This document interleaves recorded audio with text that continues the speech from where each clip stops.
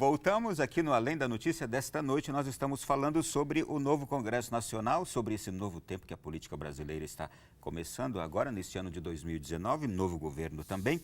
E nesta semana nós tivemos a apresentação de um pacote de medidas anticrime apresentada pelo ministro da Justiça, Sérgio Moro. Foi na segunda-feira. Neste pacote, o ministro Sérgio Moro, ele apresenta ali uma forma de criminalizar o chamado Caixa 2, introduz a figura do informante do bem, reforça o cumprimento da pena para condenados em segunda instância, que já é uma coisa reconhecida pelo Supremo Tribunal Federal, todavia não tem previsão em lei, endurece o cumprimento da pena para crimes considerados mais graves, como roubo, corrupção, peculato, que pela proposta passa a ser em regime inicial fechado para aqueles condenados. E, de acordo com a proposta, condenados comprovadamente integrantes de organizações criminosas não terão direito à progressão de regime e prevê ainda a ampliação do Banco Nacional de Perfis Genéticos para facilitar a investigação de crimes. Quero perguntar aos nossos convidados, essa é uma pauta que eu imagino que ela chama muito a atenção da população brasileira, porque a gente vive uma insegurança e a gente vive uma angústia com a criminalidade hoje tão grande, com a corrupção, com tantas coisas. Deputado, o que o senhor pensa, o que o senhor destaca? O senhor também tem alguma crítica quanto a essas propostas do Sérgio Moro? Eu estive no lançamento desse pacote anticrime, teve vários governadores lá, alguns secretários de segurança do Estado e era aguardado com muita ansiedade esse pacote, né? Que até certo ponto correspondeu muitas das demandas, né? Tem algumas críticas pontuais, né, que serão levadas. No próprio dia do anúncio mesmo, os governadores pontuaram algumas questões, bem como os secretários de segurança, levantando a questão da audiência de custódia, né, a questão de fazer audiências por teleconferência, né, facilitar isso, porque tem municípios, né, dá o exemplo do Piauí, por exemplo, que é muito distante né, da penitenciária para um juiz, o custo que tem isso, para deixar isso mais corriqueiro e com segurança jurídica, para que evite qualquer tipo de problemas de contestações em termos de recursos, né? Por exemplo, do que você falou do Sacobem, da prisão em segunda instância, do informante do bem, há também uma questão para se evitar a prescrição, né, que é um instrumento jurídico, né, totalmente descabido, né, porque o que motiva ou impede, né, ou desmotiva alguém a cometer um crime, claro que endurecendo a pena há um inconsciente coletivo de que talvez as pessoas não façam, né, o crime, mas é a certeza da punidade, né? Se a pessoa tiver a certeza de que vai ter uma condenação, certamente, porque no Brasil há uma até pouco tempo atrás, em especial na classe política, havia uma incerteza da impunidade. Então, Caixa 2 era algo. Quando tem a política, senador, o papo era, se você não tiver Caixa 2, você não se elege, né? Se você se você não molhar a mão, dar um dinheirinho para o servidor público ou para outras coisas, você não consegue uma licença ambiental, outras coisas, que é o peculato, né?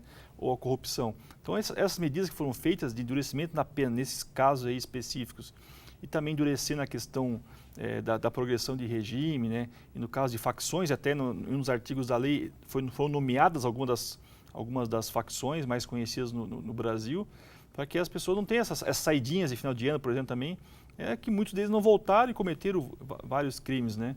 Então, eu vejo com muito bons olhos, né, essa questão do informante do bem, a plea bergen, que é uma inovação jurídica aí, inspirada no direito americano, né? Que é como se fosse uma negociação da pena, né, no início cometimento da pena, a pessoa negociar com as informações, né, como uma delação, aperfeiçoamento da delação premiada. Então, eu vejo com muito bons olhos, e até no dia do lançamento, o ministro Moro comentou um caso que foi muito evidente em Santa Catarina e que ficou conhecido nacionalmente, que foi um cidadão que foi pego com um fuzil AR-15, né? Então, quem tem um fuzil AR-15 não é qualquer, né, crime de bagatela, não é qualquer criminoso, né, de pouca periculosidade, pelo contrário, ele foi preso e estava sem camisa, né? E os policiais levaram ele sem camisa para a audiência de custódia. E o promotor até, né, com o juiz, contestaram ele dele estar sem camisa, como se fosse ter que passar numa loja, comprar uma camisa e entregar para o cidadão. Ele não estava agredido, não tinha nenhuma agressão policial, e a juíza soltou ele, né, nesse dia. Isso teve uma revolta muito grande da população. Depois no TJ Tribunal de Justiça segundo grau foi cassada essa decisão, e ele foi recapturado, né? Tiveram ainda sorte de pegar ele próximos ao local em que foi capturado antes. Mas o STJ, numa liminar, né, infelizmente estava em plantão, ele foi solto novamente, porque a legislação de hoje dá, né, a essa pessoa, através da audiência de custódia, essas possibilidades. Então, essa alteração legislativa eu vejo com muito bons olhos, que é uma delas, dessa do pacote, vamos dizer assim, anticrime proposto pelo ministro Moro, né? Não foi uma forma, o ministro Moro apresentando essas propostas todas, de fechar as brechas hoje para o crime? E aí, em fechando brechas para o crime, ele teria sido rigoroso em alguma coisa, senador? O que eu penso é que corrupção existe em todos os países do mundo. O que não pode ter é impunidade. É a pessoa cometer um ato ilícito e não ter uma punibilidade sobre ela num ponto futuro. E isso é o que ocorria no Brasil. Então, eu fico feliz com esse pacote. Claro que tem que debruçar sobre, pelo menos nós estamos aqui, estamos gravando o programa, até o momento eu não sei direito ainda, nós não temos ainda todos os pontos. Mas me parece algo extremamente positivo nesse momento do país. Eu fico feliz porque eu sou um radical defensor da prisão em segunda instância. E antes dessa confusão toda envolvendo eu defendi a prisão em segunda instância desde quando eu era deputado federal. Entrei no meu mandato em 2015 defendendo a prisão em segunda instância. Por quê? Porque não dá para você ter uma série de pessoas nesse país que comete uma ilicitude e que depois fica de recurso em recurso em recurso. Nós temos recursos demais nesse país. Então, com a prisão em segunda instância, você já garante que vai ter o cumprimento da pena a partir da segunda instância. E o ministro Moro, inclusive, ele disse isso, que aqui está um dos pontos fundamentais, porque não adianta, por exemplo, pôr rigor nas penas, na punição, se o sujeito nunca vai cumprir, por causa, se não aprovar a prisão em segunda instância. Se a pessoa foi condenada numa instância, ela tem direito a um recurso. Se ela for condenada na segunda instância, aí ela já começa a cumprir pena. Se ela quiser recorrer em outras instâncias, ela tem o direito de recurso, mas já começando a cumprir pena, porque tem duas instâncias que consideraram que ela cometeu um delito. Então, eu considero isso positivo. Como considero positivo também endurecer crimes como o de corrupção.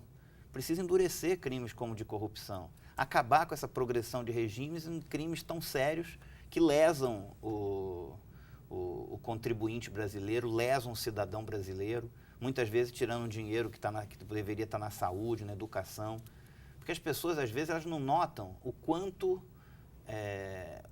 isso prejudica os serviços públicos que a população recebe. É um dinheiro que poderia estar, por exemplo, às vezes quando falta remédio no hospital, esse dinheiro poderia estar ali. Então isso é algo grave. Deixa eu fazer uma pergunta agora a ambos aqui sobre as casas que representam.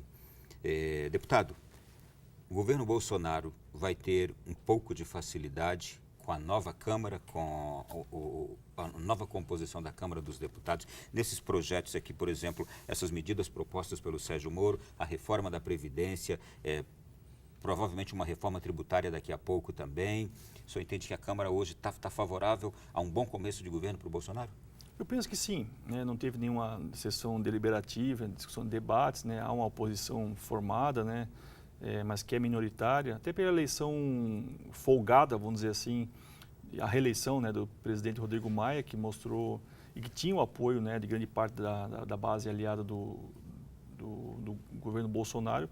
Eu penso que ele tem grande chance de ter quórum, inclusive, para a aprovação de 3/5, né, na questão de reformas como da Previdência, né. Essa do ministro Sérgio Moro também eu vejo com muita hoje, no momento atual, com muita facilidade. A da Previdência, como eu falei, se ela vier separada, fatiadas em pacotes, vai ser um pouco mais difícil. O que defendem grande parte dos colegas, em especial os novos que eu tenho mais contato, e alguns da bancada catarinense também, e que devia ser feito de uma vez só. E isso o próprio secretário Rogério Marinho da Previdência também sinalizou que seria a estratégia um pouco melhor. Mas há um setor muito forte do governo que defende que sejam feitos em 2 etapas. No caso, os militares deixado para depois, que não vejo como uma melhor saída, uma melhor tática de aprovação da reforma da Previdência. Então, no momento atual, eu vejo que o governo Bolsonaro tem grande chance de aprovar essas medidas.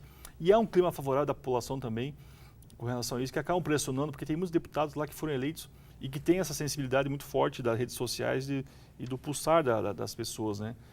A própria eleição do Senado também mostrou que a movimentação, né, parecia, né, uma final de novela, um capítulo que as pessoas paravam antigamente para assistir, né? As pessoas na sexta e no sábado pararam para assistir a eleição do Senado. Vários lugares que a gente ia estava conectado lá na sessão do Senado. Alguns estavam no celular, né, acompanhando, tal, no Twitter, enfim. Então a população está muito atenta a isso, né, e a população clama por esse tipo de situações. E eu faço minhas palavras do senador Regufe, que também reforma da Previdência, claro, mas a reforma das reformas para mim é a política.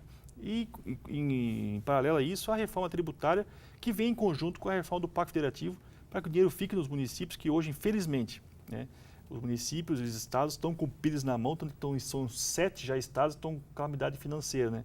Se não ser feito algo urgente, né, os municípios vão estar com grande dificuldade aí, e é onde as pessoas moram e sabem as necessidades, os prefeitos, os vereadores, para melhor aplicação do dinheiro público, que muitas vezes se dispersa em Brasília, né, e fica esse jogo de interesses, né, da reforma política, por exemplo, em que as emendas acabam sendo moeda de troca para uma eleição seguinte, né?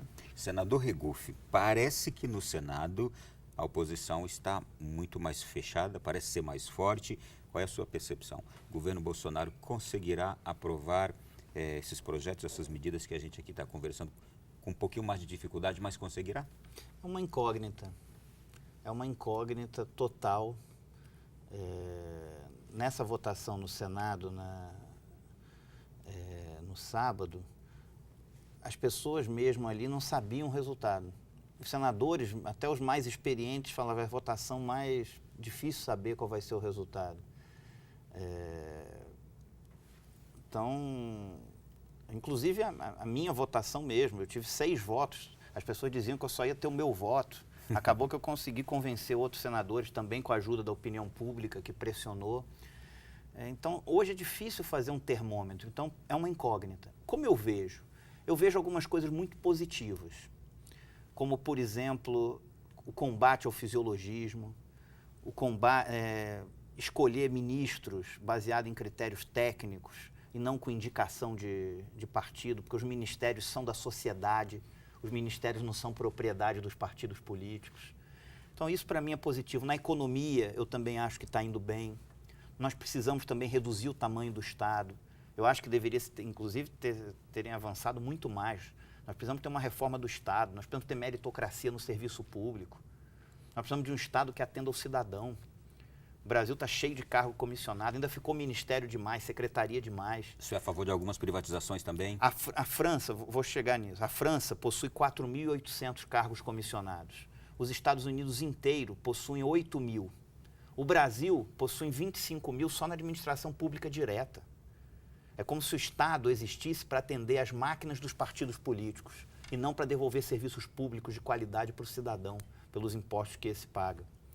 Privatização, você tem que analisar caso a caso.